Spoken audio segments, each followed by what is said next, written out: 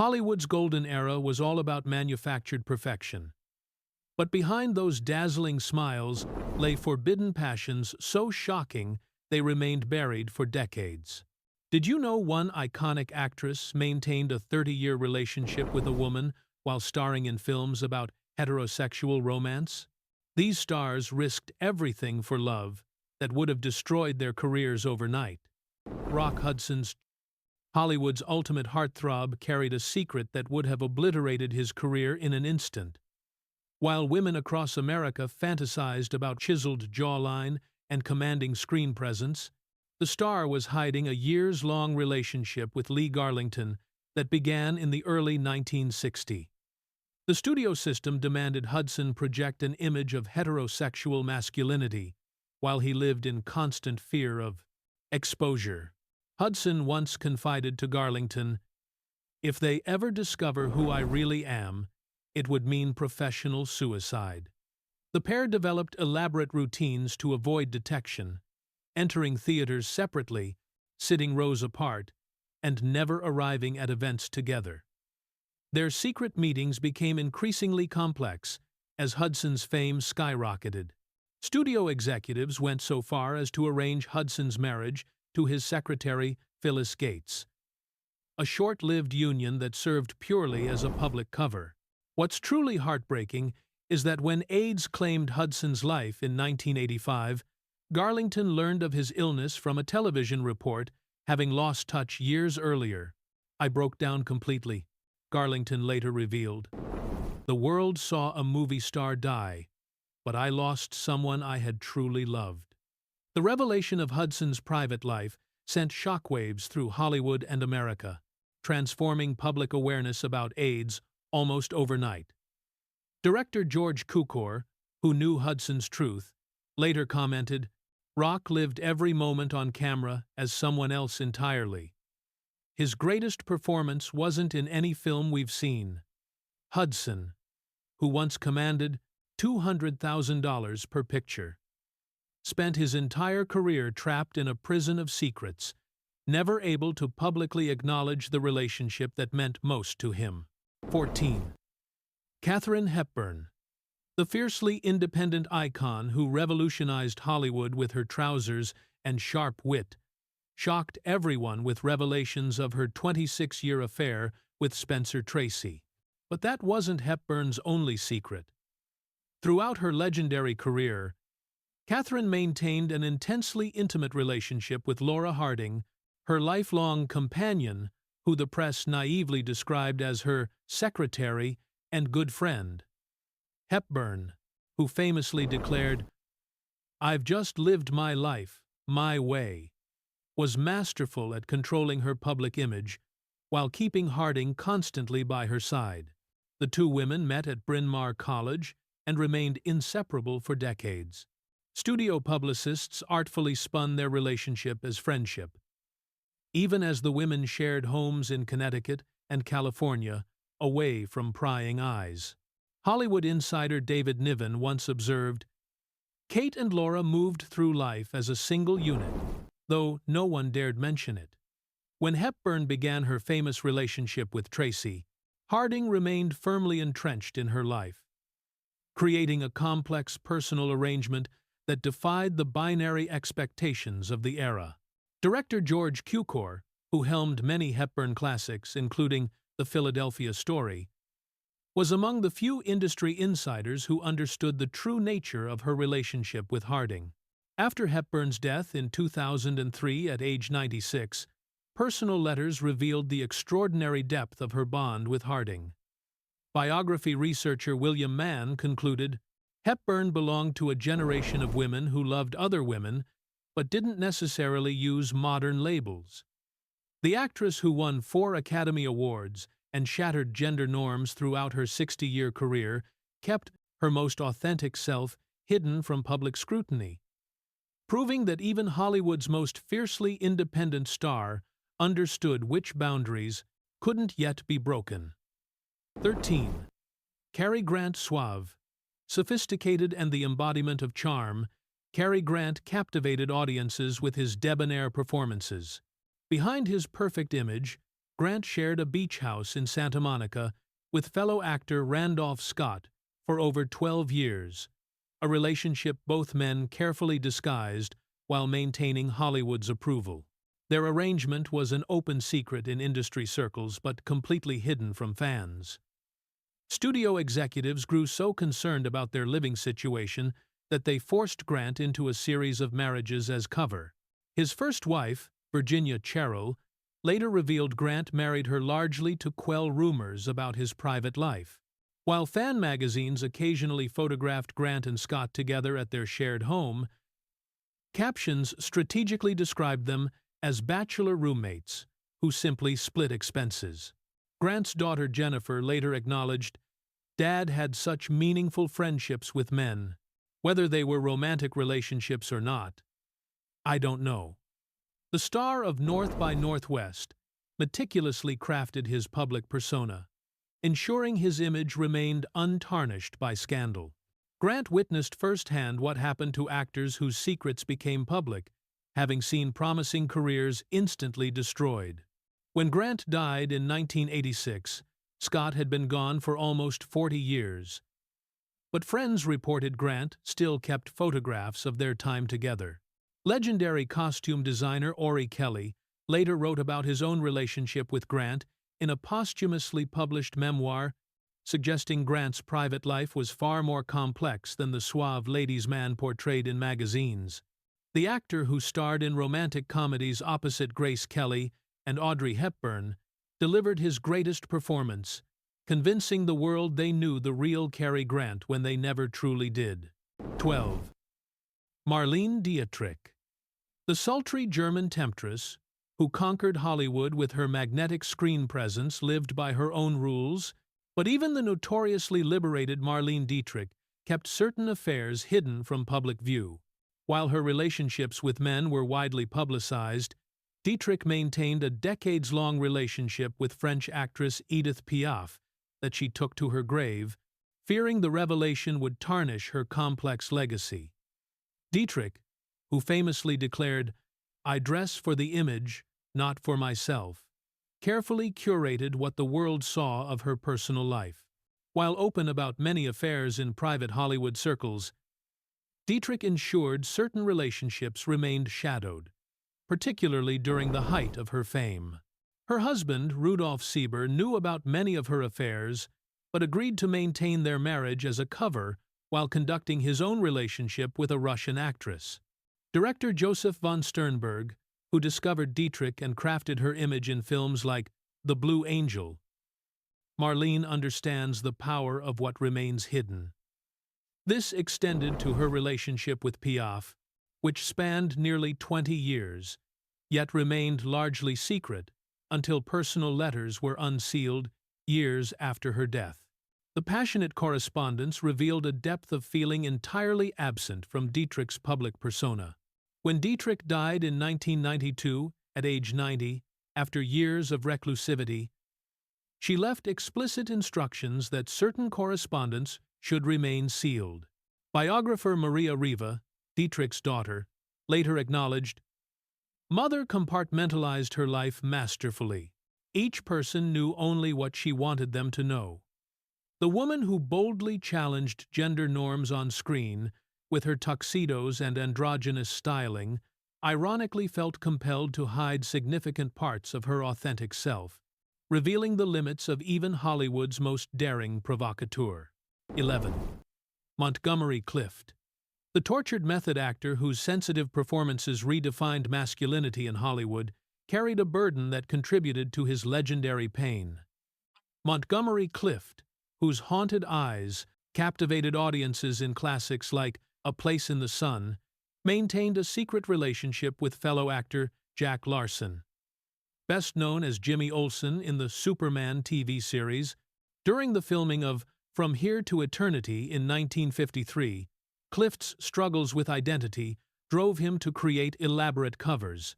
He dated numerous actresses, including Elizabeth Taylor, who became his closest confidant and protector. After his devastating 1956 car accident left him physically and emotionally scarred, Clift's dependence on alcohol and pills intensified, partly fueled by the strain of maintaining his public image. Director Fred Zinnemann, who worked with Clift on multiple films, later said, "Monty carried a weight no one could see. His performances came from a place of understanding what it means to live behind a mask. The mask was necessary in an era when exposure meant career death." When columnist Hedda Hopper gathered information on Clift's private life, powerful friends in the industry intervened to prevent publication. Elizabeth Taylor reportedly told Hopper, "You print that, and I'll destroy you." Such was the loyalty Clift inspired among those who knew his truth. When Clift died alone in his Manhattan townhouse in 1966, at just 45, Larson couldn't attend the funeral without raising questions. Years later, Larson finally acknowledged their relationship, saying simply, "He was a beautiful soul in every way." The four-time Oscar nominee who transformed American acting brought unprecedented vulnerability to the screen while hiding his most vulnerable self from a world not yet ready to when he's not. Accept it. Vivien Leigh. The delicate English rose, who won hearts as Scarlett O'Hara, harbored passions that would have shocked audiences of Gone with the Wind, while her turbulent marriage to Laurence Olivier dominated headlines. Vivien Leigh maintained a decades-long relationship with actress Isabelle Jeans that began in the 1940s and continued through her struggles with bipolar disorder and tuberculosis. Leigh, whose fragile beauty masked tremendous inner strength, crafted a public image that revealed only what she wished the world to see. Her Academy Award-winning performances suggested a woman who understood duality intimately. Director George Cukor once observed, "Vivien lives in the space between who she is and who the world demands she be." This space included relationships kept hidden from public scrutiny. Olivier, who later acknowledged he couldn't cope with Leigh's mental illness, may have known about Jeans, but maintained silence to protect both their careers. The studio system invested heavily in the Olivier-Leigh marriage, promoting them as the ideal theatrical couple while suppressing any hint of complexity. Their relationship generated millions at the box office in collaborations like That Hamilton Woman. When Leigh died of tuberculosis in 1967 at just 53, Jeans sent flowers but didn't attend the funeral, understanding her presence might raise questions. Years later, Leigh's personal letters revealed the depth of their connection. Film historian Kendra Bean noted, "Leigh's relationship with Jeans provided stability during her most turbulent periods." The woman who brought literature's most famous Southern belle to life proved that even the most scrutinized stars of the Seventinal Resters' golden era could maintain private worlds entirely separate from their public personas. 9. James Dean. The brooding rebel who defined teenage angst for a generation had barely launched his meteoric career when death immortalized him at 24. What fans never knew was that James Dean maintained a complex relationship with producer Rogers Brackett that began when Brackett discovered the unknown actor and helped launch his career. The man who became an icon of masculine rebellion carried secrets that complicated his carefully cultivated image. Dean, whose performances in just 3 films earned him 2 posthumous Oscar nominations, navigated Hollywood's expectations while chafing against them. Director Elia Kazan, who worked with Dean on East of Eden, later recalled, "Jimmy was far more complicated than the public understood. He played the rebel because that's what people wanted. But there were many sides to him. These sides included relationships that didn't match his public persona." Jack Warner, head of Warner Brothers, once warned Dean about his behavior, saying his $1 million investment in Rebel Without a Cause required Dean to maintain a marketable image. Dean responded by dating actresses like Pier Angeli for publicity while keeping his private life separate. Biographer Donald Spoto later uncovered evidence that Dean's relationship with Brackett continued even as studio publicists promoted his heterosexual image. When Dean died in his Porsche Spyder in 1955, Brackett couldn't publicly mourn without raising questions. He later told an interviewer, "Jimmy lived his life exactly as he wanted. Consequences be damned." The cult that formed around Dean after his death cemented an image that was only partially true.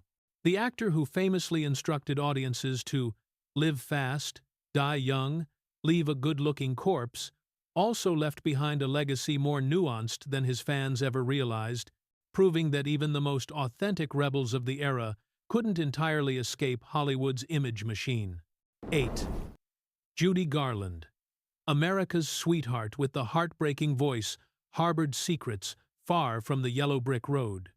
While her tumultuous marriages and battles with addiction made headlines, Judy Garland maintained a deeply private relationship with pianist Judith Farrow throughout the 1950s that remained hidden until decades after her death. MGM executives, who already controlled every aspect of Garland's life, would have been apoplectic had they discovered this hidden bond. Garland, whose studio-arranged marriages served their publicity machine, found genuine connection with Farrow away from prying eyes. The relationship began during Garland's recovery from a nervous breakdown, with Farrow providing emotional support the star desperately needed. Composer Leonard Bernstein, who knew both women, later remarked, "Judy found with Judith what the studios never gave her: unconditional acceptance." The pressures Garland faced were extraordinary. Studio head Louis B. Mayer had her working 18-hour days, restricting her diet, and supplying amphetamines to maintain her energy, followed by barbiturates to help her sleep. This punishing regimen contributed to the substance issues that plagued her entire life. Against this backdrop, her relationship with Farrow represented a rare safe haven. When Garland died of an accidental overdose in 1969 at 47, Farrow attended the funeral but remained anonymous among the crowds of mourners. Decades later, Garland's personal letters revealed tender correspondence between the women. Her daughter, Lorna Luft, later acknowledged, "Mom found moments of happiness where she could." The star, who sang about somewhere over the rainbow, never found public acceptance for some of her most meaningful relationships, forced to separate her authentic self from the persona that captivated audiences worldwide. 7. Tyrone Power. Hollywood's swashbuckling heartthrob with the devastating smile broke millions of hearts on screen. But Tyrone Power's private affairs would have shocked his adoring fans. While studio publicity departments arranged high-profile marriages to actresses like Annabella and Linda Christian, Power conducted a years-long relationship with stuntman Bob Neal that began on the set of Jesse James in 1939. Power, whose matinee idol status made him one of 20th Century Fox's most valuable assets, understood the catastrophic consequences of any hint of scandal. Studio head Darryl F. Zanuck personally managed Power's image, arranging dates with actresses and strategically leaking romance stories to gossip columnists Hedda Hopper and Luella Parsons. Meanwhile, Neal was quietly installed as Power's personal trainer and assistant, giving them cover to travel together. Actor Cesar Romero, a close friend, later revealed, "Ty lived two completely separate lives. The public never saw the real man." Power's marriages produced children and photo opportunities, but ultimately ended in divorce. His daughter Romina later reflected, "My father was a complex man who struggled with expectations put upon him." When Power died suddenly of a heart attack in 1958, at just 44, while filming Solomon and Sheba, Neal was devastated but couldn't publicly mourn. Columnist Bose Hadley, who interviewed many Golden-era stars later in life, confirmed the relationship in his controversial book about Hollywood secrets. The star, whose films grossed over $100 million in the 1940s, lived a carefully compartmentalized existence, proving that even Hollywood's most perfect leading men often performed their greatest roles when the cameras stopped rolling. 6. Rita Hayworth, the bombshell who made men worldwide swoon with a single glove removal in Gilda, lived a life far removed from her sultry screen image.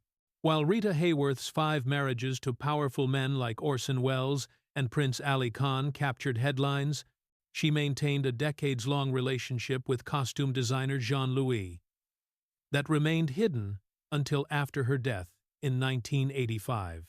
Hayworth, born Margarita Cancino, was Hollywood's ultimate transformation story. Studio executives changed her name, raised her hairline through painful electrolysis, and dyed her naturally black hair the signature red that became her trademark. Columbia Pictures head Harry Cohn controlled nearly every aspect of her life, even having her phones tapped and her movements monitored. Amid this suffocating control, Hayworth found genuine connection with Louis, who designed her most iconic looks. Actress and friend Ann Miller later revealed, Rita trusted Jean when she trusted no one else in Hollywood. Their relationship intensified during Hayworth's traumatic divorce from Welles, providing stability as her personal life unraveled publicly. When Hayworth began showing signs of early-onset Alzheimer's in the 1960 decades before her official diagnosis, Louis remained devoted, visiting her regularly even after she no longer recognized him. After Hayworth's death, Louis finally acknowledged their relationship, stating simply, "I loved her for who she was, not the image they created." The woman, famously described as having "men going to bed with Gilda but waking up with me," found authentic love away from cameras in a relationship the public never glimpsed during her lifetime. 5. Cesar Romero, the dashing Latin lover, who later delighted audiences as the Joker in the Batman TV series, maintained Hollywood's worst-kept secret for decades. Cesar Romero, whose debonair charm made him a favorite dancing partner for leading ladies like Rita Hayworth, conducted numerous relationships with men throughout his 60-year career, while publicly identifying as a confirmed bachelor who simply hadn't found the right woman. Romero, whose grandfather was a Cuban patriot, understood his Latin image was valuable in Hollywood. Studio publicists at 20th Century Fox arranged dates with actresses for photographers, while Romero socialized privately with close friends like fellow actor Tyrone Power. Director George Cukor, who regularly included Romero in his famous Sunday brunches, created safe spaces for Hollywood's hidden community. Columnist Hedda Hopper once questioned Romero's bachelor status, to which he smoothly replied, "Hedda, darling, no woman could compete with my mother." This charming deflection became his standard response, allowing him to avoid marriage without raising suspicions. His devoted care for his mother provided the perfect cover story for remaining single in an era when marriage was expected. When Romero died in 1994 at age 86, he had never publicly acknowledged his orientation, though he had become more open with friends in his later years. His Batman co-star Adam West later recalled, "Cesar lived his truth privately, while giving the public exactly what they wanted from him." The actor, who appeared in over 200 films and television shows, managed to maintain his carefully constructed image until the S-case end, demonstrating how golden-era stars learned to navigate Hollywood's restrictive expectations while creating space for authentic lives behind closed doors. 4. Greta Garbo, the mysterious Swedish goddess who famously wanted to be alone, had a secret that would have scandalized 1930 America. Greta Garbo, whose enigmatic presence captivated audiences, maintained a decades-long relationship with Mercedes de Acosta, a poet and playwright who openly defied gender norms of the era. Their passionate affair began in 1931 and continued secretly until Garbo's withdrawal from public life. Garbo, fiercely protective of her privacy, wrote letters to de Acosta that revealed a depth of feeling entirely absent from her public persona. "I am still alone," she once wrote, which is good. I do my best work alone. Yet, the solitude Garbo craved publicly didn't extend to her private world with De Acosta. The two traveled together extensively, with Garbo using elaborate disguises to avoid detection. MGM Studios invested millions in creating Garbo's image as a mysterious, unobtainable woman. Studio head Louis B. Mayer personally intervened to suppress rumors about Garbo's private life, arranging publicity, relationships with male actors. Garbo played along, knowing her $5,000 weekly salary depended on maintaining the illusion. When De Acosta published her memoir in 1960, Garbo completely cut ties, devastated by the potential exposure. Though the book never explicitly revealed their relationship, Garbo recognized the danger. After Garbo's death in 1990, nearly 200 personal letters between the women surfaced at the Rosenbach Museum, though many remained sealed until 2000 due to privacy stipulations. Film historian Deanna McClellan concluded, Garbo's long-rumored relationship with De Acosta wasn't just real. It was one of the most significant relationships of her life. The woman whose face launched MGM's most profitable films of the era took Twelvendo, her most authentic self, to the grave. 3. Clark Gable, the king of Hollywood, whose smoldering performances made him the industry's biggest draw, harbored a painful secret throughout his legendary career. While his on-screen romance with Vivien Leigh in Gone with the Wind captivated audiences worldwide, Clark Gable maintained a complex and hidden relationship with actor William Haynes that began in the late 1920s and continued sporadically for years. Gable, whose rugged masculinity defined the era's ideal leading man, understood his image couldn't survive even a whisper of scandal. MGM boss Louis B. Mayer crafted Gable's persona with precision, manufacturing a ladies' man reputation complete with arranged marriages and publicity stunts. His contract specified behavior clauses with harsh financial penalties for any deviation from his macho image. Actor Joan Crawford, who starred with Gable in 8 films and knew him intimately, later hinted at his complex private life. Clark played the part MGM created, both on and off screen. The real man was far more nuanced than fans ever knew. When Haynes refused to hide his own orientation, resulting in his film career being destroyed, Gable witnessed firsthand the consequences of defying studio expectations. When Gable died of a heart attack in 1960, his relationship with Haynes remained unknown to the public. Years later, Haynes's partner Jimmy Shields confirmed their connection in private correspondence that surfaced only after both men had died.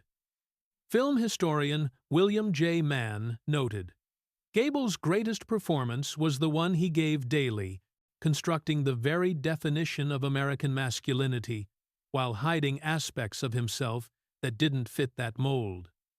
The man whose famous line, "Frankly, my dear, I don't give a damn," symbolized confident defiance, ironically spent his life carefully concealing his authentic self to maintain his crown as Hollywood royalty. 2. Barbara Stanwyck. The tough-talking actress who rose from orphan to Hollywood legend kept her most personal affairs tightly guarded. Barbara Stanwyck, whose 60-year career spanned from silent films to television, maintained a years-long relationship with actress Helen Ferguson after her divorce from Robert Taylor. The woman famous for playing strong, independent characters lived that truth off-screen in ways the public never suspected. Stanwyck's marriage to Taylor was arranged by MGM as a publicity move, though the actors developed genuine affection for each other.